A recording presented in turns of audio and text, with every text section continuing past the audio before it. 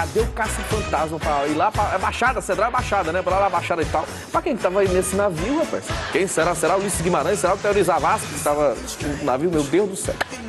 Seguinte, existem coisas da vida que a ciência não explica, apenas fuça. O conhecimento científico ainda não superou a vivência e a velhice, portanto, sábio mesmo é aquele que é maroca o tempo todo, academicamente ou não. Enfim, hoje o VDR recebe uma sumidade do conhecimento humano e, em partes, digamos assim, do conhecimento inexplicável. Recebo aqui alguém que eu realmente posso chamar de doutor, porque ele tem doutorado, o professor Matheus Silva Neto. Professor, prazer em recebê-lo. O prazer é meu estar aqui com você. Quanto tempo a gente não conversa aí? Pois é, rapaz. Culpa sua. Só porque o vice-prefeito tá aqui, você veio? Eu tô aqui do lado do vice-prefeito, eu esperava uma oportunidade dessas. Não? Ter um homem importante aqui do lado vale a pena. Outro homem importante aqui desse lado. Jamais. Na década de 60, esse cabelo assim na testa chamava-se Pega Rapaz. Pega Rapaz por quê? Eu não sei, porque era uma forma de pegar os rapazes da época. Esse teu cabelinho. Eu vou passar uma lambida aqui pra trás pra ninguém me pegar. Tá bom, tá certo. Mas o mundo tá maluco, professor Matheus Silva Neto, e a fenomenologia é uma ciência de maluco, vamos dizer assim? Não tanto. É uma ciência de tentar compreender a maluquez do mundo. Exatamente por isso, porque quando o mundo fica maluco, é necessário dar uma certa estabilidade a ele. Por isso é que as pessoas acabam indo para a área dos totalitarismos. Exatamente, quando há instabilidade, busca-se o estável. E a filosofia acabou voltando com muita força nesse momento, tanto que as grandes empresas hoje do mundo, as grandes empresas que são top no conhecimento científico, mantêm filósofos trabalhando dentro delas. Como assim? Por exemplo, pensa a Microsoft.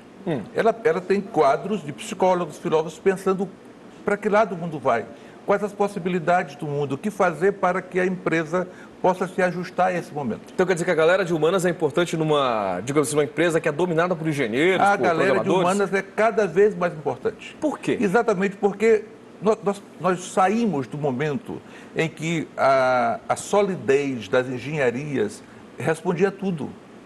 Estamos no momento em que ou você mixa o conhecimento, ou você junta o conhecimento, ou você não tem conhecimento confiável. É fundamental que você traga a galera de humanas, junte com a galera de exatas, faça uma mixagem e aí sim você tem um conhecimento possível. Porque não há mais conhecimento certo no paradigma einsteiniano do conhecimento. Na verdade, essas áreas sempre deveriam conversar, né? Sempre, sempre. Mas a modernidade não trabalhava com essa proximidade, ela trabalhava com a separação. O certo é o exato, as ciências humanas não são importantes. Então, o conhecimento ancestral não é importante. O conhecimento do senso comum não é importante. Só importante é o conhecimento científico. Para você ter uma ideia, nesse exato momento eu dou assistência, consultoria a uma empresa carioca que faz preparação em constelações para pessoas que trabalham no sistema jurídico. Preparação em quê? Constelação familiar. Constelação familiar é um tema profundamente importante, cadente, é uma terapia ampliada por um alemão chamado Bert Hellinger, que será no século XXI o que Freud foi para a psicanálise no século XX. Mas não tem nada a ver com horóscopo não, né? Nada, totalmente diferente. Porque negócio de estrela e tal. Não. Constelação porque, por exemplo, as possibilidades de muitas possibilidades se juntam para fazer uma leitura. Então, no Rio, há uma empresa hoje contratando alguém de filosofia para discutir fenomenologia com formadores dessa atividade para trabalhar com juízes, promotores, pessoas que trabalham em cartório. Então, para você perceber que é fundamental que pessoas que pensem estejam vinculadas às pessoas que fazem, porque não se pode fazer sem pensar. O que se pensou durante muito tempo que era possível e não é. Para pensar, para fazer, eu tenho que pensar o que será feito. Tudo que é pensado ou tudo que é feito foi pensado antes. Então, nada melhor do que levar o pensamento para o ato de fazer. Tá, mas aí o pensamento digamos assim, é uma possibilidade abstrata, vamos dizer assim. Existe dentro da fenomenologia alguma, digamos assim, alguma conceituação firme do que é o pensamento? O pensamento não é nada abstrato. O pensamento é o que há de mais seguro, mais forte, mais definitivo na experiência humana. Por isso é que as grandes empresas querem pessoas que pensem dentro dela. Porque o que muda, se nós pensarmos no século XXI, Se nós pensarmos no paradigma que foi colocado por Planck, Einstein e Heisenberg, por exemplo, você pensa nas possibilidades ou nas probabilidades. E aí você tem que pensar.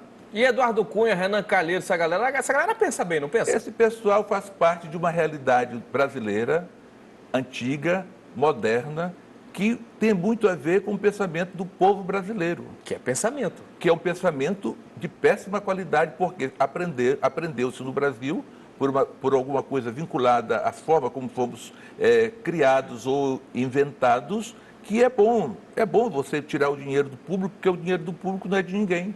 Aqui no Brasil já se pensou, inclusive, havia um político que ele dizia o seguinte: eu roubo, mas faço. E o povo batia palmas e o elegeu durante toda a vida. O Maluf. Então, se você verifica, aí é que está, se você verifica a cidade de São Luís deteriorada, acabada, uma cidade onde o turista devia pedir reembolso daquilo que pagou para vir a ela, mas essa cidade reelegeu um prefeito que fez o mesmo que está fazendo agora, nada. Então, nós temos que ter ideia de que é uma coisa que se chama hoje em fenomenologia e nas novas compreensões a boa e a má consciência. É possível que grande parte da população de São Luís, inclusive a que elegeu o atual prefeito, estivesse eivada da má consciência, porque viu a administração dele no primeiro momento e votou majoritariamente no segundo momento. Então, quem pode reclamar da cidade estar acabada? Aqueles que não votaram na reeleição do alcaide atual. Mas então, veja bem, pensamento é profundamente forte, consciência é profundamente forte. Por quê? Quem botou Renan Calheiros, Cunha e todos os outros foi um pensamento, foi uma má consciência da população brasileira. E a gente aqui apenas recriou, retransmitiu e agiu da mesma forma como o Brasil age. Então, ou o Brasil adquire nova forma de pensar, ou o Brasil adquire nova consciência. Isso se dará com a escola? Com essa escola que está aí, não. Uma escola, para gerar consciência, ela tem que gerar um processo, no caso do Brasil, de modelo de país. Que tipo de país se quer para que ele possa avançar? Que tipo de modelo de país eu quero para que não tenha Renan Calheiros, para que não tenha Eduardo Cunha?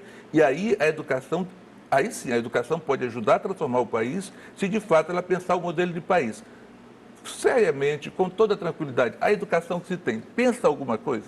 Nunca. Porque o cara primeiro que vai só na letra C logo para acertar. Eu mesmo, se não fosse, digamos assim, um sistema educacional falho, eu ia parar o quê? Na primeira, depois da fórmula de Bhaskara, eu estava parado de ciência exata. Pois é. Então, só para fechar um tema.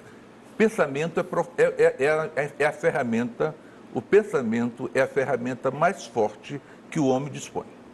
E ele utiliza com qual porcentagem? Tem esse dado, tem essa aferição? Não, fala-se muito, 5, 7, 8%. Eu acho que essa não é a questão. A grande questão é a seguinte: o pensamento, ele emerge em uma construção inconsciente. A construção inconsciente que se passa nesse país, as pessoas criticam o Renan Calheiros, mas ele é votado no seu estado. Aquele do Pará foi condenado no mensalão e voltou eleito. Então, o Barbalho? Barbalho. Não foi condenado e não voltou eleito? Então, há uma consciência, há uma má consciência na população que traz de volta todos aqueles que foram condenados. Por quê? Porque essa má consciência acha que eles agiram certo. Então, enquanto o Brasil não mudar o pensamento, e aí o pensamento é profundamente importante, ele é forte, ele determina a história de um povo. Enquanto nós não mudarmos o nosso pensamento, nós não avançaremos. Então, só para refazer, pensamento é o que há de mais importante na realidade humana. Estamos falando de coisas concretas, mas depois do intervalo teremos a parte, vamos dizer assim, inexplicável da vida, em conceitos de fenomenologia. Tenho aqui, você pagaria essa palestra aí por 3.000 contos, aqui de graça no Voz das Ruas. Já já a gente volta. Minha água. Sua água. Corre solta no Congresso.